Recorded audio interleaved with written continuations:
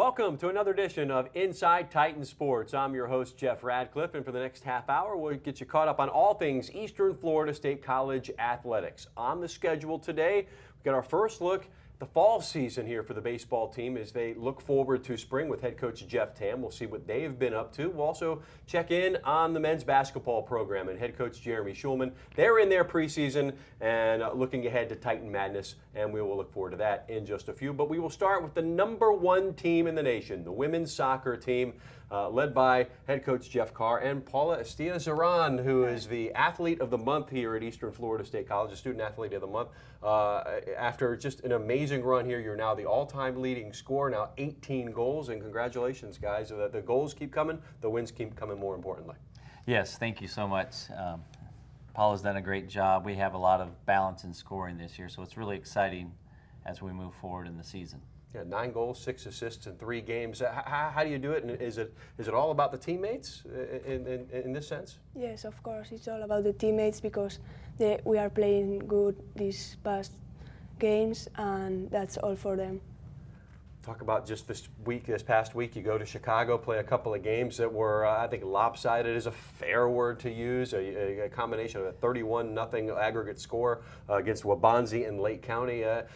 Easy in some ways, but always to travel and being that kind of a situation where it's really a lopsided game, you have to manage a game like that. It's got to be somewhat difficult, but a good weekend overall. Absolutely. You know, going into the game, I think we had 33 goals on the season in our last 7, and then in that 2 games we scored 31 goals. So yeah, it was on the bright side, a lot of people got a lot of playing time that don't usually play, and we also, anytime an overnight trip, you kind of draw closer as a team, and we did get to sightsee in Chicago as well. So a lot of good things came out of it as well, and we didn't pick up any other injuries, so that was great. What did you think of the trip? Was that your first time in Chicago? Yeah, it was the first time in Chicago, and we had a great time with all my teammates, and it was good. Talk about what she's meant, Paula, here. I mean, 18 goals this season alone. She's just a freshman. 13 assists, 49 points, which is just kind of a mind-boggling number at the collegiate level. I know, and she's not really a forward. She's kind of a holding, more of a defensive midfielder, but she just likes to get forward, doesn't she? Yeah, tremendous job from a holding midfielder. I think she's 5th in the country in scoring between goals and assists. She has a cannon for her left foot. Sees the field well, and very unselfish as well because she has quite a few assists as well. But yeah, we're very fortunate to have her, and she can play so many different positions: holding mid, attacking mid, even can play forward if we need her to. Paul, you're from San Sebastian, Spain, a Spanish national team pool player. Why come to Eastern Florida to start your collegiate soccer career here in the United States? I've been here in America like few summers, and I like how they play soccer. So I decided to come here and to learn English too because it's important for the future, That's right. And she's not your only Spanish national teamer on the team, which is a nice luxury to have as a head coach. Absolutely. We have Julia Hernandez as well. She has 10 goals so far on the season as well, and she plays primarily our striker position. Does that help to have somebody that kind of knows the history, knows what it's like coming from another country in your own country? I'm sure you bond pretty immediately. It helps a lot because she's like one of my best friends on the team. We know each other a lot, so we keep going and play together, and it's good to have one person of the same country as you. Yeah. So. It's been a charmed season. I mean, here it is, 18-0. You want to knock on some wood so nothing changes, just 4 games left, but been number one, a consensus number one for the better part of the last month, and all full steam ahead really as far as the goals, right? Well, absolutely, but one game at a time. We have a big game coming up against Darton State. They're number 3 in the country. We only beat them 3-0 at their place. They'll be, there's a target on our back definitely now since we've gone number 1, and they have a great team. So we're just focusing on that game right now, and then we'll get ready for the following games after that. Paul, is there a concern when you have score lines of 13-0 and 18-0, and then you're going to come back and you're going to play a much more difficult opponent coming up on Friday, a game that is televised on WEFS TV, knowing that it's going to be a little bit more difficult and you kind of have to have your head right for that a little bit? Yeah, we have to have our head mentalized that we have to win that game because it's so important for us, and in that way we can keep working and yeah, it's important. Yeah, and Darton, I mean, obviously they're number 3 in the country right now. You had the convincing win really on the road before. What do you expect with them coming in? I mean, I know they're going to want to turn the tables. Oh, absolutely. They got a lot of pace. They have a lot of skill in that team. They have a couple national team players as well. So, I mean, they're going to be fired up to play us because that's their only loss on the year so far. In the grand scheme of things, yes, as far as rankings and things, and you want to stay undefeated, but what's coming up after that, the games against Broward, Polk State, and then Broward a second time, that's really what's going to make or break the season, isn't it? Yes, every game is important for us because the main goal of our team is to win nationals, so we have to keep working and win every game that we have. Jeff, when we talked to you at the beginning of the season, it was about when are you going to peak? Where is this team right now? Because you are getting into that final 4-game stretch. I don't think we've peaked yet, but I think Right. I think in the next few weeks we'll be on all cylinders. We still have lots of things that we need to work on defensively, just our team shape and play our holding mid. We basically play like a 4-1-1. 3-1. So she kind of plays ahead of our other holding mid that just kind of sits in there. So we still need to work on a couple things in our defensive shape. Is there things that you feel that when you talk to your teammates, are there things, hey, we need to do this a little bit better to achieve our goals? Yeah, we talk about that because our pace is not good enough, so we have to go faster and play quicker, and also play wider because our wings are not wide sometimes, so we have to work on that. Is it easy when you have so much talent on one team, or is that sometimes makes it difficult for you as a coach to get everything to blend right and to get everybody play and to kind of sit in those roles that they have? Well, I think at the beginning of the season it was difficult, but now with our depth, and we've had a couple injuries, like we didn't start 2 starters this weekend, just kind of held them out. But the depth is the people coming off the bench have really stepped up and actually have contributed significantly. So I think the chemistry of the team is huge, and they've done a great job off the field and on the field being family. Paula, what do you see in your future? You have another season here, perhaps, of course, and but after that, what do you want to do with your soccer career, and then what are you studying here? I haven't made up my mind yet, but I wish I could play like Division 1 because I heard some of them, and I want to be a teacher, so I want to stay here and learn English and everything. What kind of future does she have ahead? I mean, I know the immediate is let's get through this season and then perhaps next as well, but what kind of player can she be here in the United States? Oh yeah, she can definitely play at a high level. There's a lot of Division I schools already calling me about her, so I mean high in the SEC. So I mean her future is wide open. Praying that she doesn't get any injuries, but she's a good student and a special player. Well, Jeff and Paula, thank you very much for joining us once again. Continued success. They go against Darton State here this weekend, Friday, number 3 team versus the number 1 team. That game can be caught on WEFS TV. It is a 6 p.m. start if you want to catch us for all the action of that one and see this team. This is a fantastic team that is really on the cusp of something great here at Eastern Florida State College. When we come back, we turn our attention to basketball. Jeremy Schulman will join us and talk about the Titans men's program right after this on Inside Titan Sports.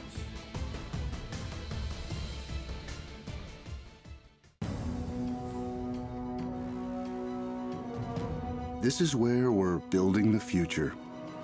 This is where we meet the challenge, where leaders emerge and careers take flight.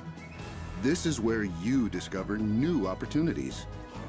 Choose to stand where excellence lives, where Titans rise. Eastern Florida State College.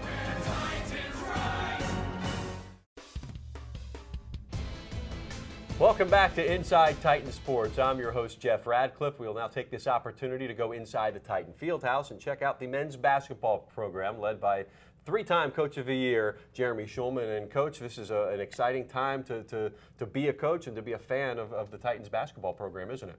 Yeah, Jeff, I appreciate you having me on the show. It really is. This time of year, it definitely signifies that we're just a few weeks away from actually tipping up on the season. So we're definitely excited. Practice got underway a few weeks back. How are things going in your mind? I know the preseason's always a time for a coach to pull the hair out but also ooh and ah a little bit about what could be coming. Yeah, it's been a very good preseason so far. One thing I found out about myself as a coach, and probably a lot of coaches in general, it's tough to be happy this time of year. You know, if defensively we're playing great defensively and the offense can't score, then I'm upset at the offense, and you know, vice versa. If we're scoring a lot of points and really executing our offense this time of year, then I'm very upset at the defense. So can't be happy no matter what this time of year, I don't think. 3 straight Southern Conference championships. Is this a team? I know it's early, and it's one of these things where you're frustrated at certain times, but take all that out of consideration. I mean, just talent alone, I mean, what can this team accomplish? Honestly, we can accomplish all the goals we have set out for ourselves, and that is to win a 4th straight Southern Conference championship, is to win a state championship, and is to win a national championship. Now, like I told our guys this morning at practice, we're a long ways from being able to accomplish any of those goals. So we have to get better, and we have to get better tomorrow at practice. So we have to get better the day after that at practice, and you know, one day at a time to get to where we need to be. Titan Madness is what's coming up soon. This is something we certainly want to promote. It's coming up Tuesday the 20th. Going to be a very important night, and really a first good look for the fans, the students, the supporters of the actual team to get a good look. It's going to be a great night. Yeah, I'm hoping we can pack the gym and get the entire city of Melbourne out there. It's going to be a great event, great night. A lot of things lined up for the night that's going to make it special. Can you give us a sneak preview of some of the? There's always the dunk contest or those sorts of things. What are some of the things that you have on the schedule? Well, as you said, we got the dunk contest every year, which is always very exciting. Got the 3-point contest, which is my favorite event. I was a 3-point shooter back in the day, also, but it's great seeing the women's champion against the men's champion pair up in the finals and go against each other and get a little bit of junk talk going on between the two teams is fun. So we've got an inter-squad scrimmage as well, so fans can get to see our guys play and get to see the women's team play as well. This year, a couple of new things going on. For the dunk contest, for one, every dunk that our guys do has to have some type of participation with another athlete from another Eastern Florida team. Yeah, so I think that's going to be a lot of fun, you know, trying to get the other athletes involved some as well, add some more creativity to it as well. 118 wins now if you the head coach, and you've not lost at home. So I'm sure kind of ramping up the interest even more than it already is to have this home field, this home court advantage, as it were. Very, very important. Very important. You know, we take a lot of pride in it. You know, we when I first got the job, we did not have a wood floor. We had a rubber tartan floor, which was, to say the least, difficult to recruit to. And you know, once the administration was unbelievably kind to us and got us the wood floor, we've taken a lot of pride in it. And we have not lost on the wood floor, and we don't plan to. But it's not an easy task with the schedule we've got, but that's definitely one of our goals this year, is to stay undefeated at home. Yeah, and Titan Madness, there's another good reason to come out, because you come out a little bit early, check out the women's volleyball team sophomore night for Andrea Rasmussen's bunch, so you can kind of get your taste of multiple sports at once, and basically it's 2 for the price of 1, even though there's no price, right? Absolutely, free admission to get in, but again, get to see sophomore night for volleyball, get to come out and watch Titan Madness. This year we've got 3 fan challenges at Titan Madness as well, where fans can win different prizes and gifts. The top of them all is 2 fans will have a chance at a half-court shot for a free year's worth of pizza from Marco's Pizza. So pretty darn exciting, and hopefully we'll have a lot of fans out for that. We in the TV crew have had that pizza quite often, and we can tell you that very, very well worth. I would certainly. I would sink a couple of half quarters for that, no doubt. Yeah. Right after, you got to turn around and go on the road and continue the preseason. You got some bigger name schools at Barry, at the University of Tampa, and this will really kind of see where you are on that measuring stick, right? Absolutely. We'll really know where we are, especially after that first game against Barry. You know, we haven't played, and we would not have played for a few weeks since our Jamboree, which is more of just a showcase event than anything. Mm-hmm. Now we're playing a regulation preseason game. Regulation officials, I mean, everything's real, and we're playing a Barry team that was not just one of the top 5 teams in the country last year for Division II, but a team that's as talented as most mid-major Division I teams. So we'll get a good taste of where we are, you know, after the Barry game. As far as the rotation of players you have, you're starting to kind of get a grasp, and maybe some of these guys, who are some of the guys rather that are really going to be key contributors here this year for you? Yes and no. You know, we're very blessed with a lot of talent this year, and a lot of great kids and guys that have all bought in and are all in from day one and working their tails off. So, yeah, it's made it hard on me and the coaching staff. We got a lot of guys that can play. Now, that being said, you know, there are some guys that have separated themselves at the top of the cream of the crop, and guys like Kareem Bruton, who's a freshman from right outside of Atlanta, Georgia, who we think is going to be outstanding, is already playing great, whether it's been in our preseason practices, our Jamboree, et cetera. in addition to our sophomore scores, which we've talked about before. But Kareem's been fantastic. And another freshman, Juwan Durant from Dominican Republic, a kid that signed with Middle Tennessee out of high school before we were fortunate enough to get him here. And Juwan's just been really, really good and very consistent with his effort and his mentality and his toughness. I asked you before the challenges that you have to face when really for all the coaches here at Eastern Florida State College, it's a 2-year cycle, and recruiting these guys to this campus it's not an exact science, but you continue to find push the right buttons and find the right guys to come here, and really getting how hard is it to get these guys to mesh together when they're coming from different parts of the country, different countries as well, to play the style that you want to play? It is very difficult for all the reasons you alluded to already, but we've got I guess you would call it a formula when we recruit players, and it comes down to we want to recruit guys that are very unselfish. We want to recruit guys that are very coachable, guys that are very team-oriented, and guys that truly love the game of basketball, not just play for a hobby. And we feel that if you get players with those characteristics, it's a lot easier to blend them into a championship team. The Eastern Florida Halloween Classic will be the opening weekend for the Titans basketball program. South Carolina Salkehatchie and Atlanta Metro, obviously teams we're not too familiar with because they don't play in the Southern Conference. How is this as far as a start to a schedule here for you? And that's coming up the 30th and 31st. It's a great start to the schedule. It's going to be a great event. Also have Daytona coming in to play those two teams as part of a 4-team classic. USC Salkehatchie is a fantastic team. I think they won 18 games last year. They went to the national tournament the year before that. Corey Hendren does a fantastic job coaching them. So Atlanta Metro was one of the surprise teams and one of the youngest teams in Georgia last year, which is one of the tougher regions in the country. It's got a fantastic sophomore 6'7" post player who averaged 16 points and 12 rebounds a game as a freshman. So two really outstanding teams, both well coached. It's going to be a great tournament, great classic. The Titans, as always, are going to have the bullseye on the back as far as the Southern Conference. Who's somebody that's going to be the challenger this year in your mind? All of them. Really? It's the bullseye. The conference, the conference really got better. Yeah, and Palm Beach is probably the most talented team in the conference on paper. Coach McCann did a fantastic job recruiting, and he does a great job coaching them as well. Coach Coward at Miami-Dade has been the second-place team in the conference the last 2 years, and they've gotten better, so I know they're going to be fantastic.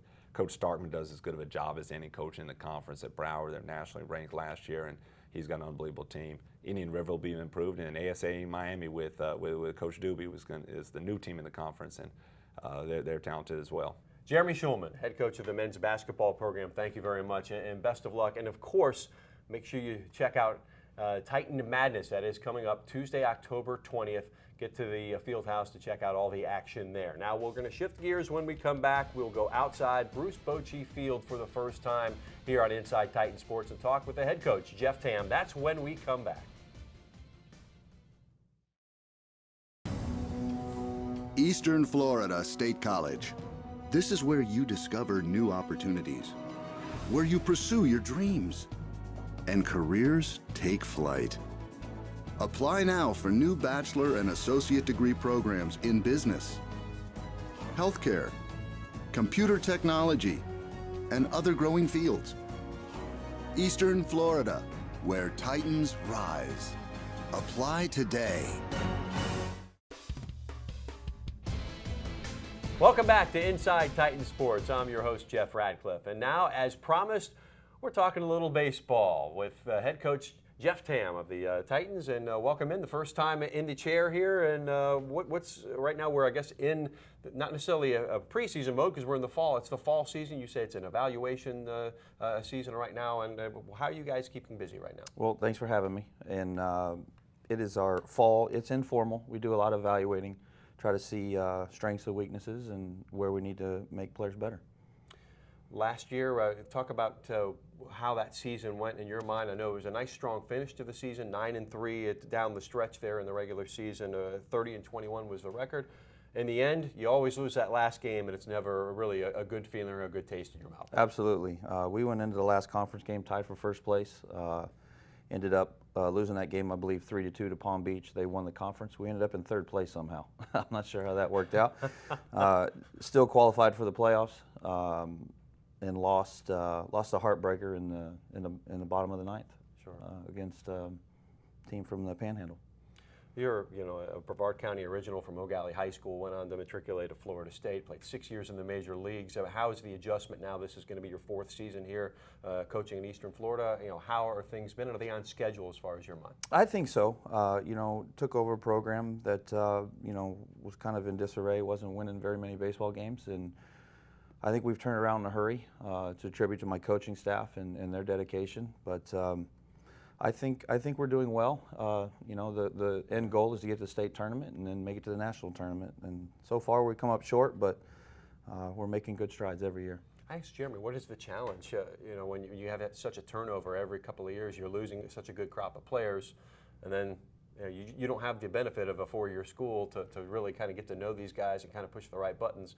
There's no exact science, but you really have to be on point when you pick players to come here. Absolutely. We need guys that can compete right away. There's always seems to be something a little off with them, but, like Coach Schulman said, if they're workable and coachable and have a good skill set to begin with, it's a great starting spot for us. When you talk with other sports, there's always maybe a playing style. Is there a baseball playing style, or does it come down to pitching and hitting?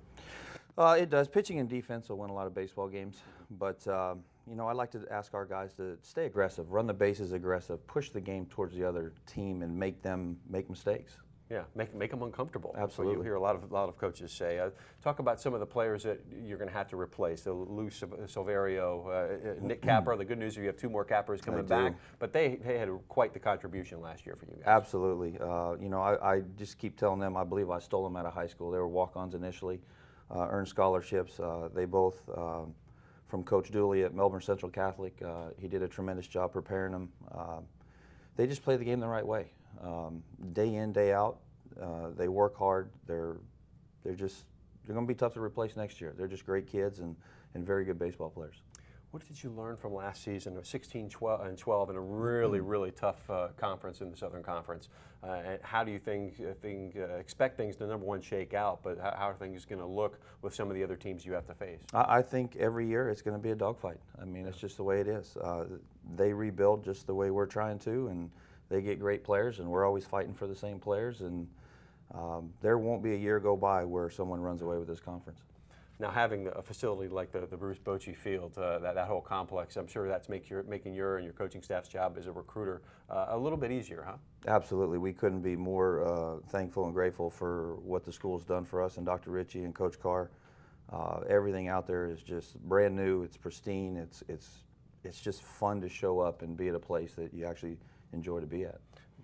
The beautiful thing about being in Florida, you can use that facility year-round. I mean, if you're up in Wisconsin or something, that's not happening. So here you are, you're getting to use the facility in the fall a little bit, and that's got to be a big advantage for these guys. Yeah, absolutely. We're on the field every day. The only time we can is rain and lightning, but we get great use out of it. The cages are open until late in the evening. The kids can come and go in the clubhouse as they please and get their work in and shoulder routines and weight lift, and we're definitely at a fair advantage. Blair Calvo, one of your leading pitchers, coming back at 2.12 ERA last year. Is he going to be one of the guys you really have to rely on this season? He is. He is. He's a horse, but being a pitcher myself, I can evaluate pitchers. It seems a little bit easier, and we have a very good staff, and we work hard. All the kids have bought into my style of the way I like to see things done, work ethic and pitching wise, and we're going to be a force to be reckoned with on the mound. As far as a pitcher's role on a staff, when you recruit them, do they know that are they going to be a middle reliever? Are they going to be a closer? Are they a starting caliber? Or is it this is up to you and and how I evaluate you as far as your talent and everything? Correct. I bring everyone in to start. Okay. It'll be their job to lose. And the same thing I told Blair Calvo after a great season last year. If you come in here and think that you own this job and you don't work your butt off, we're going to have problems with that. And he's a great leader. He's worked his tail off. He's even better than he was last year, and we can't wait to get him on the mound opening day. What is the basically your infield, your outfield, your batting lineup? Is that taking shape yet, or we've got a few months before we have to even consider worrying about that? Well, unfortunately, we have to let go of a few players. We bring in more than we need. That's the worst day for me every year. Yeah. But it's taken some form of shape. Offense is always the last thing that comes around, but pitching and defense, we've been working real hard. We do only defense Tuesday, Thursdays. It was kind of one of our weaknesses last year, and we've really worked hard to make sure we've picked that up.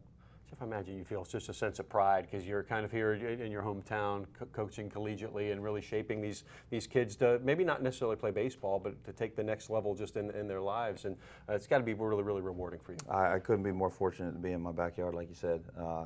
And just to get to deal with kids at this age, I wish I knew at their age what I know now. And I'm trying to give it all to them and prepare them not just for baseball in their future, but just in life in general. Don't we all want to say that? wish we know now what we or knew then what we know now. Yeah. What do you know coming up as far as is the season? As far as your schedule, is that all set up here in the spring? When are you going to get going as far as the preseason? How does that thing all work? We get to start when school starts in January. I believe that's the 12th or 14th, somewhere right in there. But we play games the end of January. Last Saturday in January we'll start. Schedule's not quite done. Still adding a few games here and there, and we should be up to close to 50, 52 games when it's all said and done.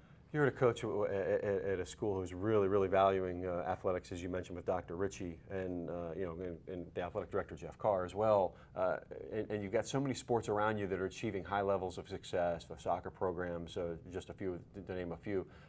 Is there pressure, or is this a really good thing to kind of have that winning environment around you as you build forward? No, it's great. The kids see everyone else winning. They see how much pride they take being on the field and doing the right thing. But absolutely, I mean, it's a level where you have to win and you have to produce, and we're trying to prepare the kids to be successful in their baseball careers. And once the season starts, now, first of all, I guess the good question is, can people come see you here in the fall to kind of see what you're doing? Are things open, or is that something, let's wait till the spring before we kind of unveil what we're doing? No, we get a few fans during the fall. Yeah. It's very informal season. Like I say, we do a lot of evaluating. I don't bark at them much during the games. I let them just free it up and play, and we evaluate after the fact, and then we work on the things that we're not doing well. Well, Jeff, we look forward to seeing the lads in action here come this spring, or perhaps even sooner. Best of luck, and we'll talk to you in the spring. Thank you, sir. Thank you. That is Jeff Tam, the fourth-year head coach of your Titans. And unfortunately, that's all the time we have here on Inside Titan Sports for this week. But for more information, you can always check out the school's website at easternflorida.edu/athletics. Or even better yet, join us each week here on Inside Titan Sports. So for all my guests, I'm Jeff Radcliffe saying so long and go Titans.